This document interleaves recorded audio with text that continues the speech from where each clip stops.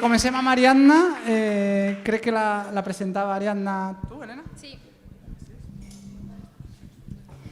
Bueno, pues os voy a contar un poco de Ariadna. Es profesora titular en el área de Ciencias de la Computación e Inteligencia Artificial en nuestra uni, en la Universidad de Valencia, y lleva más de 10 años trabajando en proyectos multidisciplinares en el ámbito de las humanidades digitales. Ahora mismo os va a hacer un poco de magia contando y desvelando los secretos del teatro del siglo de oro mediante datos. No os preocupéis que no va a ser nada difícil y lo va a hacer muy ameno. Y nada, un aplauso fuerte. Dentro de lo que cabe, sí.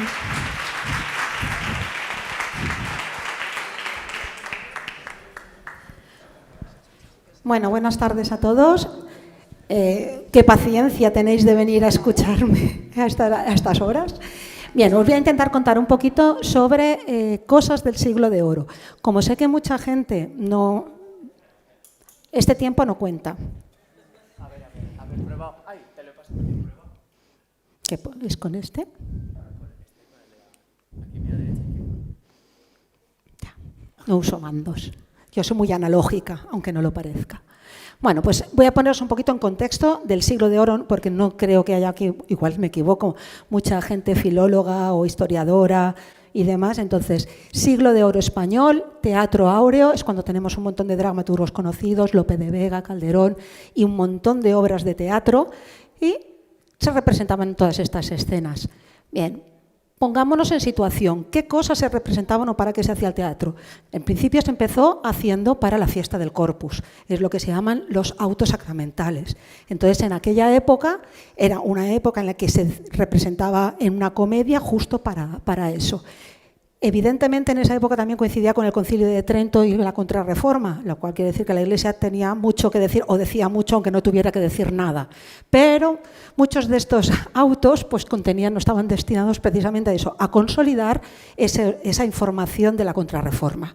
¿Vale? Habían compañías que iban a representarlo, pero para hacerlo tenían que tener una autorización del Consejo de Su Majestad. Si no estaban autorizados, pues no podían hacer la representación.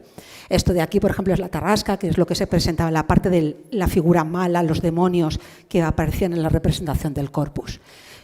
Para que sepamos la terminología que se utilizaba en este momento, ingenio era la persona que escribía la obra. Lo que nosotros llamamos siempre autores, pues eran los ingenios. Luego estaban los autores de comedia, pues esos eran justo lo que eran los empresarios que llevaban la comedia y la ponían en sitio. Normalmente daban el nombre a la compañía. Y lo que hacían era pues, llevar la parte económica, comprar los manuscritos a los ingenios, distribuir los papeles de la obra de teatro, etc. A esos originales que había escrito el ingenio, pues es lo que se llama original, a las copias que tenemos. Pero ¿qué pasa? Tenía que pasar una doble censura, una censura civil y eclesiástica. Entonces había que certificar que lo que se iba a representar se podía representar. Y si no, pues cogían y decían, vale, tienes que hacer modificaciones. Y hasta que no se hicieran esas modificaciones, pues no se les autorizaba la representación. ¿Qué pasa? En los manuscritos va a aparecer inscrito quién lo ha autorizado, cuándo, en qué fecha, en qué lugar. Ya tenemos otra vez todo en papel, que es lo que toca. Luego aparecían... Pues eso, que llegaba el representante de la obra y llegaban y se ponían a hacer pues ajustes porque el teclado, o sea, el tablado no correspondía o tenían que poner a unos autores o a otros y cambiaban cosas de los manuscritos y directamente los cambiaban, pero eso estaban escritos y eso se lo vendían a los impresores, que aquellos sin mirar nada más decían, pues me parece bien, lo imprimimos y otra copia que va. Total, que tenemos al final un montón de escritos del original a lo que tenemos por ahí, a saber lo que ha pasado, unos se los atribuyen, otros lo ponen y todo eso está en papel. ¿Qué pasa? Todo esto se representaba a priori, no solo en la parte del Corpus Christi, sino que empezaron a hacerse muy populares y en los patios de corral, o sea, en los corrales de las fincas, se dedicaban a representar. Luego se vino arriba, empezaron a poner tablados, a las mujeres las ponían en una fila ahí que no se mezclaran con nadie, los que no tenían dinero estaban de pie, pero eran hombres, claro, los que no podían pagar el palco. Bueno, total, que estaban los teatros públicos. Pero también estaba la corte. Los reyes querían verlo, lo llevaban a palacio, en las habitaciones, ahí se pagaba y eso tenía la remuneración y tenía, pues estaba muy, pues como muy prestigio para la compañía. Entonces, quiero contaros todo esto, ¿por qué? Porque hay unas fechas, no voy a poder contaros cómo ha ido llevándose la investigación, pero sí basarnos en qué tenían los investigadores, con qué contaban, para poder contarnos o descifrarnos qué había en el siglo de oro. En 1652, sí que era época del siglo de oro, ¿vale?, había alguien que se dedicó, un anónimo, a escribir en la genealogía pues todas las cosas que iban sucediendo, los chascarrillos, lo que se decía por ahí. Esto estaba en papel, ahora lo veremos, os he puesto el manuscrito. En 1985, un equipo de la Universidad de Oxford pidió permiso a la Biblioteca Nacional para irse allí y mirar y transcribirlo y hacer anotaciones. Realmente, hasta 1970 no se empiezan a digitalizar ningún texto. O sea, todo, tú querías consultar el texto, vete en papel. En 1993, y ahora es donde enmarco el proyecto, porque este proyecto está enmarcado dentro de pues, la colaboración que llevo con la gente de filología en la Universidad de Valencia, ¿vale?, empezaron ellos a hacer el diccionario biográfico de actores y de directores de compañía. Iban fechando todas las cosas, de todas las notificaciones y toda la información que tenían de cualquier cosa del siglo de oro. Se publicó en el 2008, 15 años de trabajo arduo, o sea, ha sido famoso y sigue referenciándolos todos los filólogos. Por los años 2000, este equipo de trabajo, que es el equipo de trabajo de Joan Oleza y de Teresa Ferrer-Valls, ¿vale?, empezaron a crear la base de datos CatCom. ¿Qué era eso? Era una base de datos que lo que tenía era apuntar todas las representaciones, todos los documentos de representaciones que tenían por ahí, y los iban tomando nota y registrándolo de forma digital. En paralelo, el equipo de Margaret, que trabajaba con los manuscritos, iban identificando quién había escrito qué, para saber de quién era esa obra. Y por otra parte, el equipo de Valladolid pues iba haciendo pues, anotaciones de las censuras y las licencias de esas obras. Total, que cada uno trabajaba por ahí, iba digitalizando información y era en conexo, pero se avanzaba. En el 2014 me incorporo en el grupo bajo petición de Teresa Ferrer y empezamos a mirar y a consolidar un grupo con muchísimas más universidades y se crea el proyecto ASODAT. ASODAT ahora mismo se encuentra en su tercera fase.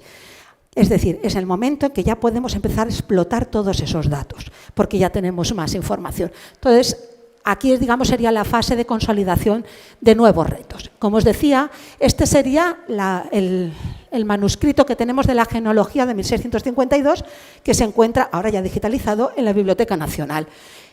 Esta parte de aquí fue la obra que habían traducido en la Universidad de Oxford poniendo anotaciones. ¿Qué pasa?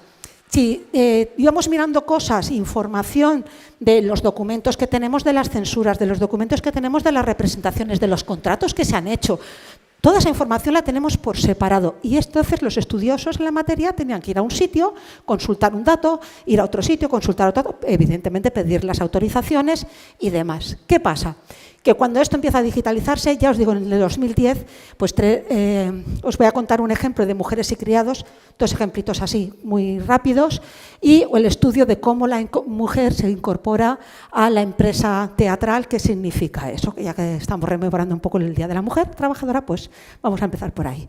Entonces, este hallazgo fue muy, muy importante en el 2010, que Alejandro García Red, que estudió en la Universidad de Valencia también, trabajaba en el proyecto CatCom con todas las noticias de representación, de repente descubrió que tenía una noticia de que la compañía de Pedro Valdés había representado una obra de Lope de Vega, que se llamaba Mujeres y criados. Seguía investigando cosas y de repente empezó a buscar en los catálogos,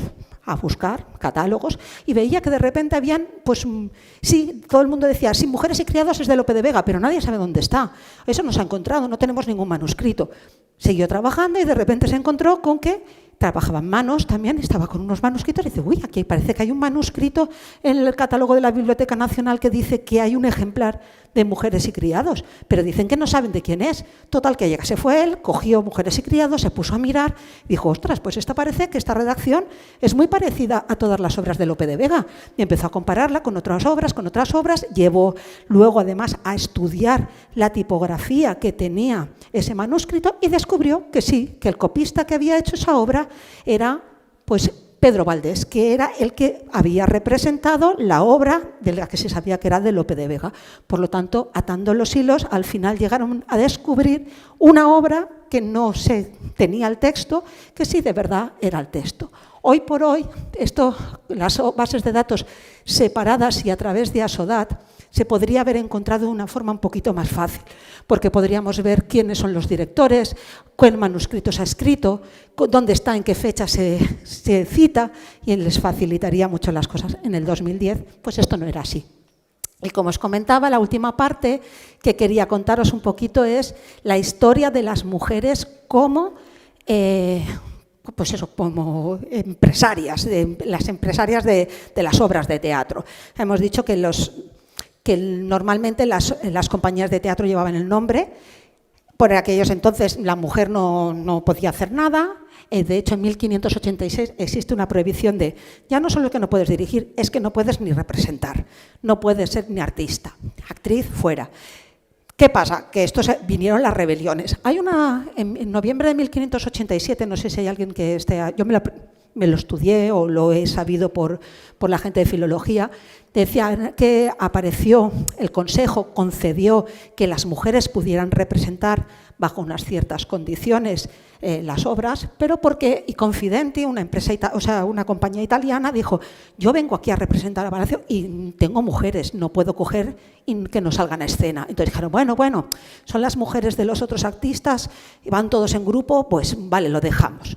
Pues bueno, ahí dijeron y se saltaron la prohibición, pero condiciones, que las mujeres tenían que estar casadas y casadas con los actores y pertenecer a la compañía, y si no, nada de nada.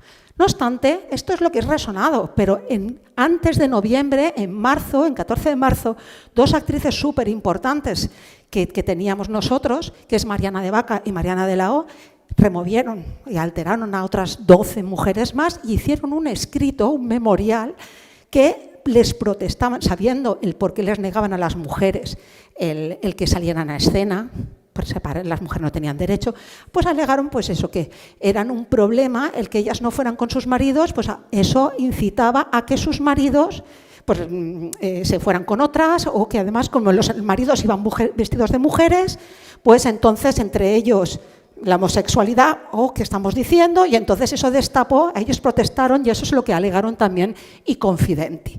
Pero no obstante, ese es el primer documento, dice Teresa Ferrer, donde se reconoce actrices que toman la palabra por voto propio y ellas representándose, diciendo que son profesionales y que tienen derechos que no se les están concediendo. Y bueno, todas estas cosas se sacan de todas las noticias de representación que hay. Y como último dato, contaros que en CADCOM, en lo que es la base de datos de CADCOM, tenemos 31 autoras de comedia. Autoras de comedia son directoras de compañía. Recordar que no es... O sea, no hay actrices. Actrices tenemos muchísimas más y aún se les permitía, porque se saltaban las prohibiciones. Pero, y indican en el diccionario, lo que era el diccionario autográfico, tenemos hasta 76. Cierto es que hay algunas que no quedan reflejadas, ¿vale? Muchas de estas autoras eran esposas de otros autores, compartían compañía, ¿vale? Algunas lo que pasa es que se moría el marido y se lo quedaban ellos la compañía, otros eran familiares, otros, pues bueno, compraban la compañía, esas eran las menos, ¿vale? Pero sí que había un número importante, ¿vale? Entonces, digamos que a partir de analizar todos los repertorios de la información que tenemos en CADCOM y de la información que tenemos en el diccionario, podríamos recorrer o ir investigando pues un poco del reparto y cómo han ido las obras funcionando por todo nuestro país. ¿Vale? Entonces, digamos que en la base de datos de CADCOM, que tenemos 5.800 alrededor noticias de representación fechadas, ¿vale? Fijaros que de esas, solo 665 corresponden a mujeres directoras. En porcentaje de un 11%, es bajito, pero bueno, es lo que hay. De esas 31 directoras, autores de comedia, que tenemos corresponden, esas obras que tenemos, o sea, esas noticias que tenemos corresponden a 338 obras, ¿vale?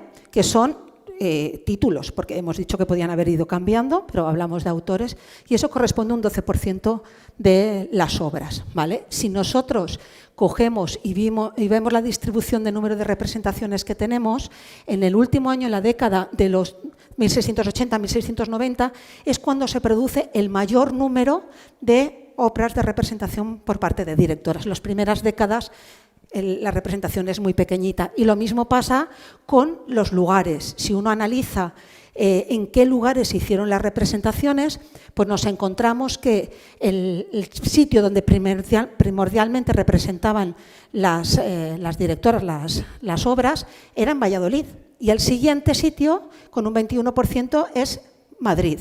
Luego ya el resto, pues desconocidos, Zaragoza, en algunos pequeños sitios. Entonces, juntando esta información con las mapas de representaciones que tenemos de DICAT, la idea sería poder ver cómo ha ido evolucionando esa obra a lo largo de la historia, dónde se han ido representando y quiénes fueron sus directores y cómo participaban.